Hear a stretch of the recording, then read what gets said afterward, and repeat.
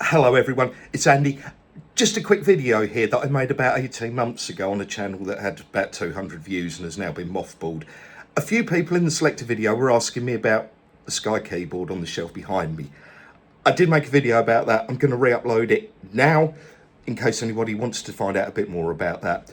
This is a bit of my older style. It's not the best video in the world and I've chopped quite a bit out of it, so forgive the edits. It is what it is, but I hope you enjoy it. There is a couple of mild to moderate expletives in this one, especially when I turn it into Buffy swearing keyboard at the end. If that means nothing to you, you're not interested, don't worry. I've got something really cool to show you this Sunday, but at the moment I'm away in a premiere in, so there's not a lot I can do right now. Anyway, enjoy. Cheers.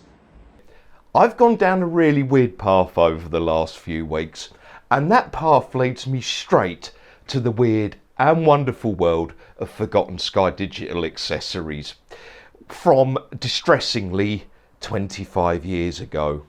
I fired up my Facebook Marketplace time machine and I gave it the directive to go and have a rummage in old Uncle Rupert's rucksack.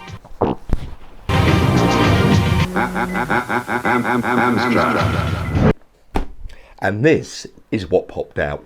What an absolute delight. Now, yes, it's just a keyboard, and I'll promise I'll try very hard to make sure this video doesn't outstay its welcome. But stick around because it might not be quite what you're expecting. Well, I suppose it might be, who knows. Anyway, these things might not be very familiar, but these things probably are. Except if you're an eagle-eyed connoisseur of such matters, you're probably looking at this and going, Andy, that's a couple of inches longer than my one, and it's got that big vein running up the underside of it. Well, I'll tell you why. It's because the silly sods did it again. When was the last time you saw one of these? So, we're going to be taking a look at this and this. Let's go to the video bench. So here it is, nice and close up. First thing you'll notice about it is it's kind of translucent. In fact, I'll show you some pictures. Also, I did open it up and this thing has a lot of IR emitters. It is going to be giving everyone in the room a really good IR bukkake when this thing gets going. So, you have your standard QWERTY keyboard, your normal Sky, can't see it there, your normal Sky remote buttons as well, like your colour buttons and your navigation buttons here, as well as all of those normal Sky buttons up the top there. You are going to ask me what the keys feel like because I know people like keyboards. Well, it's a standard membrane dome keyboard, and if we pick any random one like over there, it's their insistence that this was a good idea I find quite amusing.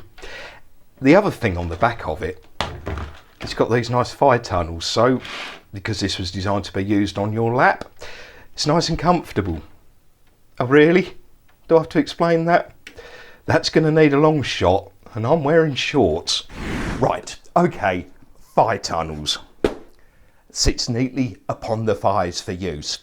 This has made me consider something though. It is really bloody hot as I'm recording this. It is over 30 Celsius out there at the moment.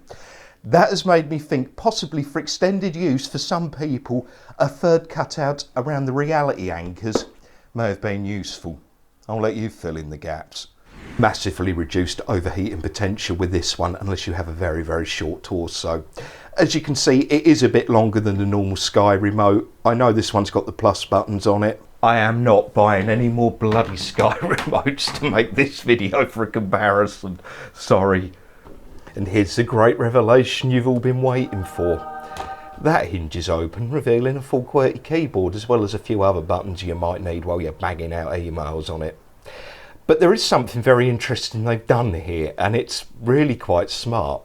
This is completely passive. If you look, there's pegs there, and they simply just push down on these keys and remap them because there's a little sticky out pin here which goes into these sort of dummy half buttons, and it tells the remote to remap. So this is actually entirely passive. There's no flat flex or anything in there.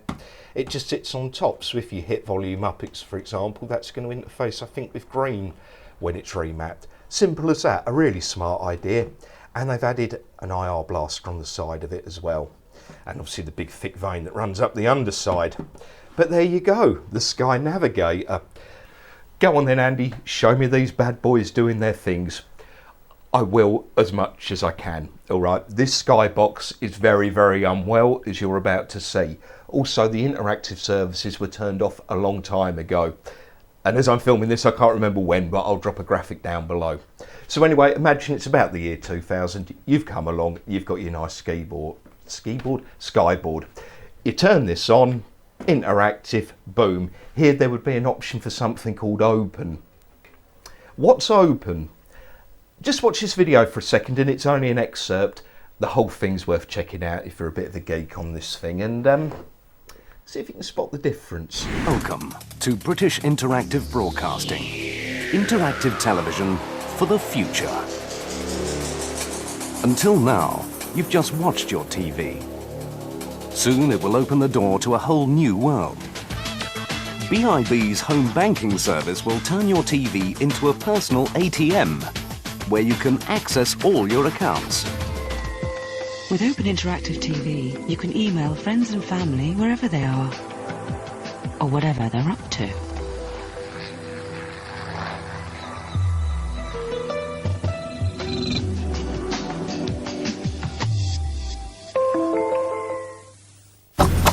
Yes!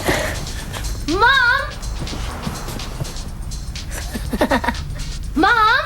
Mom, Steve just asked me out. Email just in.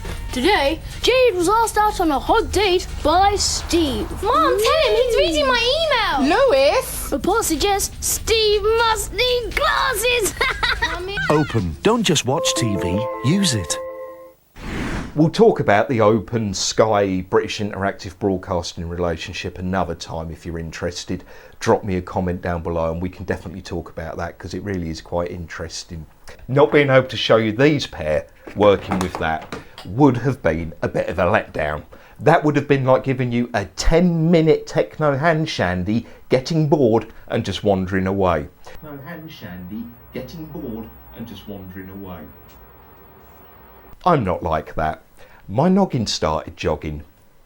Let's head over to my mainframe. Okay, let me talk you through what I've done here. Here, there is an ESP32 with Bluetooth keyboard firmware on it, connected to that IR receiver on the desk there, which means if I swap these over, I can now use this for the PC. And if, like me, you find yourself without a romantic partner at the moment, you can go to GitHub, download it and compile it yourself and have fun in your own time. Anyway, let's find out how bad or good this keyboard actually is. Right, the moment of truth. Now, before I start our tapping away on this keyboard, please do remember this was designed before everyone was an absolutely ferocious typist. And also it was designed for Great Aunt Fanny to sit in her living room and email Great Aunt Flo over in Australia about her operation down below and the rest of it. It is not a serious pro keyboard, 5 tunnels or no. But let's just see what happens. What is this key? Yeah, I think you already get the idea. IR is not very good at fast typing. Let me slow right down and see what this thing is like to type on.